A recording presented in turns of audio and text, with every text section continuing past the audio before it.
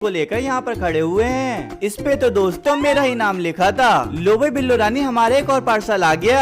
दोस्तों चलो अब इसको खोल कर देखते हैं कि इसके अंदर क्या है। दरअसल दोस्तों इस पार्सल के अंदर मैंने मैपल पैक से बहुत ही खास चीज मंगाई है। आप लोगों को तो पता ही है कि ब्रीडिंग सीजन आ चुका है, तो मैंने अपने सारे बर्ड्स के लिए बहुत सारा खाना मंगा लिया। बर्ड्स के साथ साथ इसमें मैंने अपने चीकू के लिए भी खाना मंगाया है। चलो दोस्तों बिना देर करे इन्हें भी खोल कर देख लेते हैं। ये वाली बात तो अब सब जान